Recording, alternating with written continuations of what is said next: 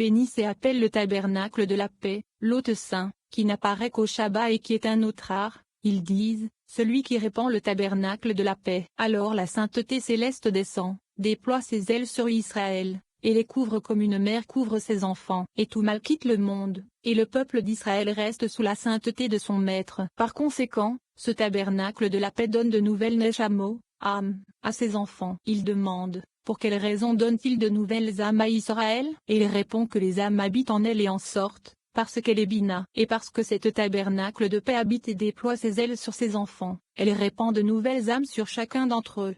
196. Rabbi Shimon ajoute que c'est la raison pour laquelle nous avons appris que Shabbat est similaire au monde à venir, et c'est vrai. Tout comme Shemitah, l'année sabbatique, et Yovel, le jubilé, sont égaux l'un à l'autre, Shabbat et le monde à venir le sont également. Comme Shemitah, Shabbat et Malkout, comme Yovel, le monde à venir est Bina. Et puisque nous avons appris que Shabbat et le monde à venir sont égaux l'un à l'autre, alors Shemitah et le Yovel sont égaux l'un à l'autre. Le supplément d'âme que la tabernacle de la paix offre à ses enfants provient du secret du souvenir, Zahir Ampin, au tabernacle de la paix qui s'étend du monde à venir. Le tabernacle de la paix recueille les Neshamos supplémentaires de Zahir Ampin et les donne à la nation sainte. Le peuple se réjouit de cet ajout, et toutes les affaires du monde, les peines et les maux sont oubliés. Ainsi, il est écrit, le jour où Hachem vous donnera le repos de la douleur et de vos soucis. Ésaïe 14 2.3. Ce qui indique le moment où les Neshamos supplémentaires sont reçus du tabernacle de la paix.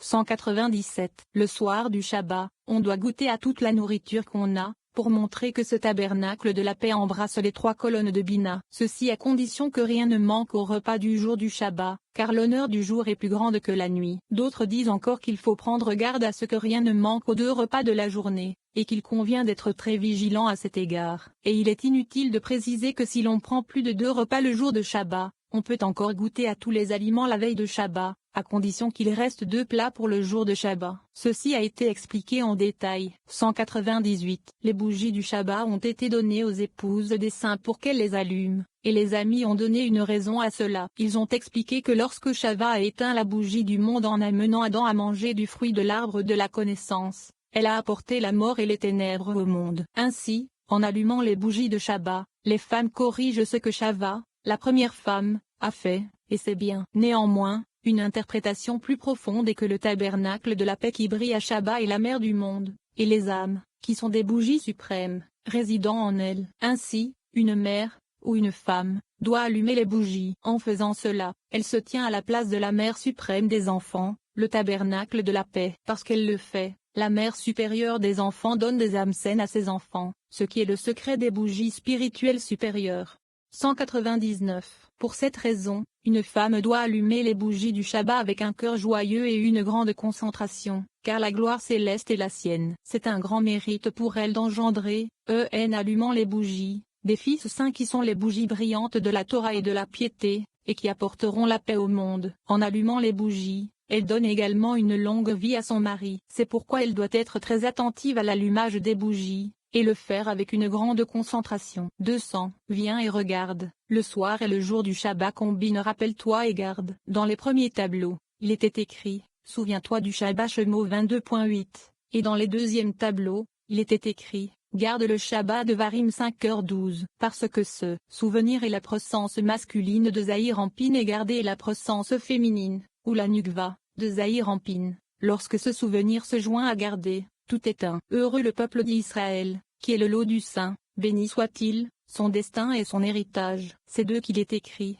heureuse est la nation dont elle est le sort, heureuse la nation qui a Hachem pour un Elohim. Teilim 144, 15, 47. Et Hachem Elohim a construit la côte. Cette section est de chaque être humain à attirer sa véritable âme sœur. En outre, les lettres et les mots du Zareh de les mariages existants à raviver les flammes de la passion et de l'illumination spirituelle. 201. Et Hachem Elohim construisit la Tsela, côte, qu'il avait prise de l'homme. Bereshit 2h22. Rabbi Shimon dit, il est écrit, Elohim comprit ses voies et il connut sa place. Io 28 2.23. Il y a plusieurs façons de voir les choses, mais quelle est la principale façon d'interpréter Elohim a compris? 20. Ses voies, c'est similaire à Elohim construisit, Vayiven, la côte, même si RIB signifie la Torah orale, qui est Malkout, dans laquelle il y a un chemin, comme il est écrit, qui fait un chemin dans la mer Yézéia 43 2.16. La mer est Malkout, et Enel il a fait un chemin, d'où Elohim comprit ses voies. 202. Et il connaissait sa place. Il demande, qu'est-ce que sa place? Et il répond, c'est la Torah écrite. Ainsi Zahir Ampin. La Torah écrite, qui est le secret du Zahir Ampin supérieur et de la nukva de la poitrine au-dessus, à la connaissance. Hachem Elohim est un nom complet pour corriger le Malkout en tout. Par conséquent, les mochins de la nukva, ou Malkout, sont appelés Shoma et Bina, parce qu'ils sont créés, avec une pleine perfection, à partir des deux noms de Yud et Vav et Elohim, avec Yud et Vav correspondant à Shoma et Elohim à Bina. Par conséquent, Elohim a compris ses voix se rapporte à l'émanation de la Shoma qui vient par Bina, et cette émanation est appelée Elohim. Et il connut société anonyme place et date, la lumière des chassadim et le secret du Yud et Vav tiré de Abba par Zahir Ampin. 203. La côte est le miroir qui ne brille pas Malkout. Comme il est écrit, dans le Tsali, mon adversité, ils se sont réjouis et rassemblés. Teilim 35, 15. Le mot indique un verre opaque, ce qui doit être corrigé. Les mots, le RIB qu'il a pris de l'homme, signifie qu'il a pris Malkout de la Torah écrite, qui est Zahir Ampin. Parce que la femme est originaire du Malkout de la Torah écrite, à la femme indique son lien avec les flammes du côté gauche. La Torah, à savoir Zahir Ampin, a été donné du côté de Gura, qui est relié à la Nukva. Le mot pour femme, Isha, est dérivé de Esh, signifiant le feu ou le côté de Gura, et indiquant la Nukva à laquelle le feu de Gura est relié, et ils sont brûlés comme un seul. 204. Et il l'amena à Adam parce qu'il ne convient pas que la Nukva existe seule, elle est incluse dans la Torah écrite, Zahir Ampin, et s'y attache. Et lorsque la Nukva s'est unie à Zer Ampin, il la nourrit, la prépare et lui accorde tout ce dont elle a besoin. C'est pourquoi il est écrit et la terre Bereshit,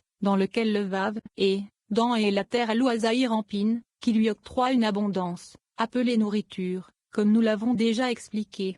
205. Nous apprenons ici que le père et la mère doivent subvenir à tous les besoins de la fille avant qu'elle ne soit mariée. Après qu'elle a été unie à son mari, c'est à lui de la nourrir et de lui donner ce dont elle a besoin. Venez et regardez, il est d'abord écrit, et Hachem Elohim a construit la côte, c'est-à-dire ce que la mère et le père ont préparé pour elle. Ensuite, il est écrit, il l'amena à Adam, afin qu'ils puissent s'unir et s'attacher l'un à l'autre. Ensuite, c'est à son mari de lui donner ce qu'elle demande. 206. Une autre interprétation du verset, Elohim a compris ses voies, et que lorsque la fille est dans la maison de sa mère, celle-ci prend soin de tous ses besoins chaque jour. Par conséquent, Elohim, la mère, a compris les voies de la Nukva. Lorsque son mari l'épouse, il lui donne ce qu'elle veut et satisfait ses besoins. C'est pourquoi il a été dit que lui, nomme le mari, connaissait sa place, c'est-à-dire que le mari s'occupe de l'épouse une fois qu'elle est mariée avec lui. 48. Et Hachem Elohim forma l'homme. L'homme naît dans ce monde avec un mauvais penchant inscrit dans sa nature. La véritable transformation du caractère se produit grâce à l'aide et au pouvoir spirituel d'une âme sœur. Cette relation nous donne la force intérieure et la volonté d'achever notre transformation. 207. Il est écrit, Hachem Elohim, Vaïtsir, a formé, l'homme Bereshit de 2.7. Vaïtsir est écrit avec 2 U pour indiquer qu'ici l'homme a été complètement formé, avec la droite et la gauche. Comme nous l'avons expliqué, il a été créé avec seulement le bon penchant, pas avec l'inclination du mauvais. Mais plus tard, avec Hachem Elohim le forma, l'inclusion du mal est également incluse en lui. C'est la raison cachée pour les 2 Yud sont à l'un au bon penchant, l'autre au mauvais penchant. Il demande, pourquoi lui a-t-on donné 2 inclinaisons? Et il répond, la raison est qu'on lui a donné le bon pour lui-même et le mauvais pour éveiller son désir pour la femelle. La signification secrète de ceci est que le nord, qui est le côté gauche, s'éveille toujours vers la femelle et s'attache à elle. C'est pourquoi elle est appelée Isha, qui est analysée comme le feu de Hé, qui est féminin. Car le Nukva est construit par, et émerge du côté gauche. 208. Venez et regardez, les bons et mauvais penchants ont été donnés à l'homme parce que la femelle a été placée entre les 2 penchants, connectés aux 2. Cependant, elle ne peut être placée entre les 2 que lorsque le mauvais penchant s'éveille en elle et que les 2 penchants se connectent. Une fois qu'elles sont connectées, le bon penchant, qui est la joie, se réveille et attire la Nukva à lui. 209. Nous avons déjà expliqué l'homme, mais l'homme était également composé d'un aspect masculin et d'un aspect féminin, incapable de se séparer et de se faire face. Les mots poussière de la terre indiquent que maintenant il est sur le point d'être préparé, c'est-à-dire que maintenant les 2 aspects vont se séparer et se faire face. Venez et regardez, quand une femme est mariée à son mari, on l'appelle par le nom de son mari, homme, femme juste, justice. Il est jeune, cerf, elle est loin, poussière, on l'appelle cerf, et elle gazelle. 49.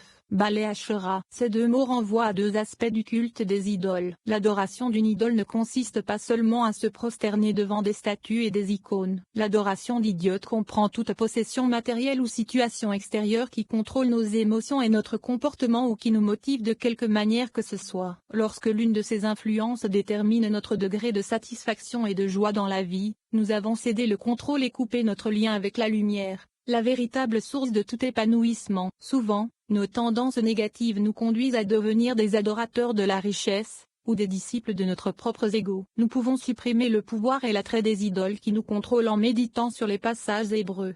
210. Il est écrit, tu ne planteras pas d'Ashéra, bosquet. Aussi, le nom d'une déesse, d'aucune sorte d'arbre à l'autel d'Hachem, ton Elohim, que tu feras, hébreu, haché. Devarim 16h21. Doit-on comprendre des mots à l'autel que c'est seulement à côté d'un autel qu'il n'est pas permis de planter un arbre? Si c'est le cas, alors qui a permis de planter un bosquet ailleurs, ou au-dessus d'un autel? Mais, comme nous l'avons expliqué, Haché est le nom du mari et sa femme est appelée après lui, Asherah. Ainsi, les mots tous les récipients fabriqués pour Baal et Asherah Lachim 23:2.4, indiquent le côté qui s'oppose à Zahir Ampin et à la Nukva de la sainteté, le côté où Baal, l'époux, est contre Zahir Ampin, et Asherah est contre la Nukva. Par conséquent, nous comprenons la question de savoir pourquoi il est dit, tu ne planteras pas d'Aher à l'autel d'Hachem, ton Elohim. Dans les mots à l'autel, A est synonyme de la place de. Le verbe signifie, tu ne planteras pas d'Aher d'idolâtrie à la place d'Hachem, ton Elohim, parce que l'autel d'Hachem est situé dessus, c'est-à-dire qu'il s'agit d'annuler la clipa d'Aher, comme nous l'avons déjà dit. Ainsi, ne plantez pas une autre Ashéra d'idolâtrie contre l'autel. 211. Venez et regardez, tous ceux qui adorent le soleil sont toujours désignés comme les adorateurs de Baal, et ceux qui adorent la lune sont appelés les adorateurs d'Asherah. Par conséquent, le passage ci-dessus pour le Baal et l'Asherah se réfère à Baal, qui est le soleil et est mâle, et à l'Asherah, qui est la lune et est femelle. Elle est appelée Asherah d'après son mari Haché. Mais, si elle est appelée Asherah après son mari Haché, pourquoi la Nukva n'est-elle plus appelée Asherah? Bien que la Nukva de la pureté ne soit plus appelée ainsi, elle était appelée Asherah dans le passé après le passage. Heureux, Oshri, suis-je, car les filles me diront béni Bereshit 32.13. Elle était appelée ainsi par ceux qui la louaient et la reconnaissaient. Et, il est écrit d'elle, belle de tous les sites, la joie de toute la terre. Tzilim 48.2.3. Mais les autres nations ne l'ont pas reconnue, ont érigé à sa place une Asherah d'idole, et de plus l'ont méprisée. Comme il est écrit, tous ceux qui l'honoraient la méprisaient pourtant. Esha 2.8.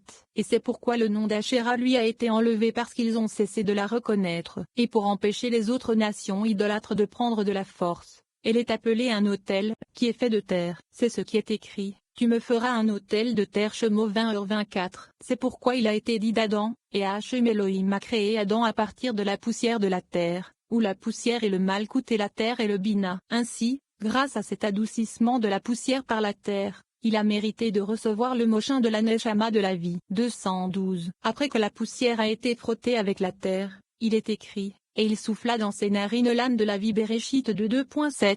Lorsque l'âme de vie fut insufflée dans la poussière, le corps d'Adam fut adouci, comme une femelle concevant d'un mâle. Grâce à ce processus, l'âme et le corps s'unissent. Parce que la lumière de Bina est appelée Neshama et parce que le corps est adouci pour devenir un récipient adéquat pour Bina, la lumière et le récipient s'embrassent. Cette poussière, qui est le corps, devient remplie d'émanations de lumière. Il demande, quelles sont ces lumières? Et il répond, ce sont le Rua et la Neshama. Il est écrit qu'alors l'homme devint une âme vivante, Nefej, ce qui signifie qu'il était maintenant complet dans son corps et dans son âme et qu'il pouvait maintenant corriger et soutenir l'âme vivante qui était société anonyme femme.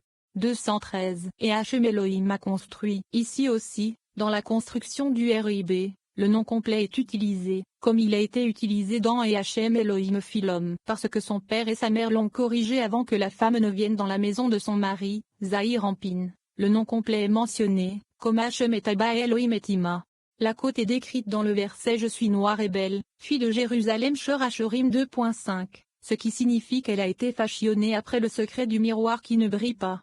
Plus tard, son père et sa mère la corrigent, afin de ramener la paix entre le mari et la femme. C'est ce qu'on entend par il a amené Adam. 50. Apaiser et demander la permission. Le Zohar révèle l'importance de traiter sa femme avec le plus grand amour, l'honneur et le respect. Un homme doit faire tout son possible pour élever sa femme au plus haut niveau. Ici, Le Zohar ne souligne pas simplement la nécessité d'un comportement moral et éthique entre un homme et sa femme. Le Zohar révèle plutôt